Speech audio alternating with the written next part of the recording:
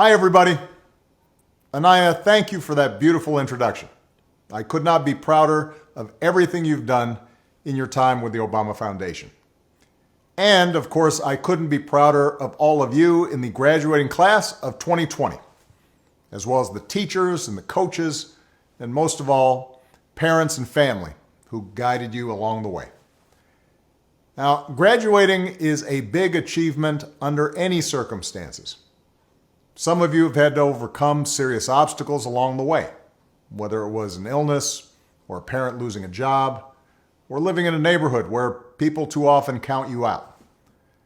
Along with the usual challenges of growing up, all of you have had to deal with the added pressures of social media, reports of school shootings, and the specter of climate change. And then, just as you're about to celebrate having made it through, just as you've been looking forward to proms and senior nights, graduation ceremonies, and, let's face it, a whole bunch of parties, the world is turned upside down by a global pandemic. And as much as I'm sure you love your parents, I'll bet that being stuck at home with them and playing board games or watching Tiger King on TV is not exactly how you envisioned the last few months of your senior year. Now, I'll be honest with you. The disappointments of missing a live graduation, those will pass pretty quick. I don't remember much of my own high school graduation. I know that not having to sit there and listen to a commencement speaker isn't all that bad. Mine usually go on way too long. Also, not that many people look great in those caps, especially if you have big ears like me. And you'll have plenty of time to catch up with your friends once the immediate public health crisis is over.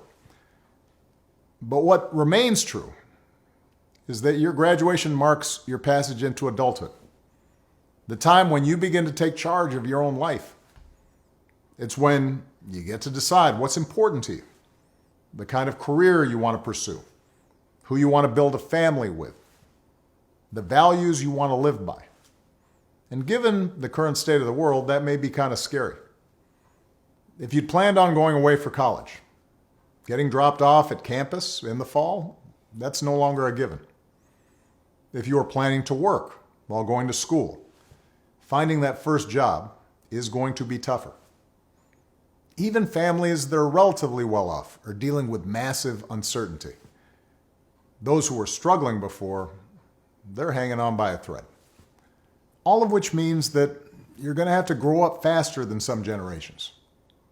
This pandemic has shaken up the status quo and laid bare a lot of our country's deep-seated problems, from massive economic inequality to ongoing racial disparities to a lack of basic health care for people who need it. It's woken a lot of young people up to the fact that the old ways of doing things just don't work.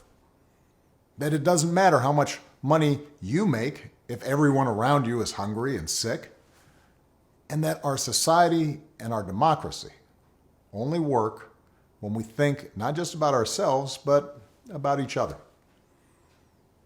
It's also pulled the curtain back on another hard truth, something that we all have to eventually accept once our childhood comes to an end. You know, all those adults that you used to think were in charge and knew what they were doing, turns out they don't have all the answers. A lot of them aren't even asking the right questions. So if the world's going to get better, it's going to be up to you. That realization may be kind of intimidating, but I hope it's also inspiring. With all the challenges this country faces right now, nobody can tell you, no, you're too young to understand, or this is how it's always been done. Because with so much uncertainty, with everything suddenly up for grabs, this is your generation's world to shape. Since I'm one of the old guys, I won't tell you what to do with this power that rests in your hands, but I'll leave you with 3 quick pieces of advice. First, don't be afraid. America's gone through tough times before. Slavery, civil war, famine, disease, the Great Depression, and 9/11. And each time, we came out stronger. Usually because a new generation, young people like you, learned from past mistakes, and figured out how to make things better. Second, do what you think is right. Doing what feels good, what's convenient, what's easy, that's how little kids think. Unfortunately, a lot of so-called grown-ups, including some with fancy titles and important jobs, still think that way, which is why things are so screwed up. I hope that instead you decide to ground yourself in values that last, like honesty, hard work, responsibility, fairness, generosity, respect for others. You won't get it right every time. You'll make mistakes, like we all do. But if you listen to the truth that's inside yourself, even when it's hard, even when it's inconvenient, people will notice. They'll gravitate towards you. And you'll be part of the solution instead of part of the problem. And finally, build a community. No one does big things by themselves. Right now, when people are scared, it's easy to be cynical and say, let me just look out for myself, or my family, or people who look or think or pray like me.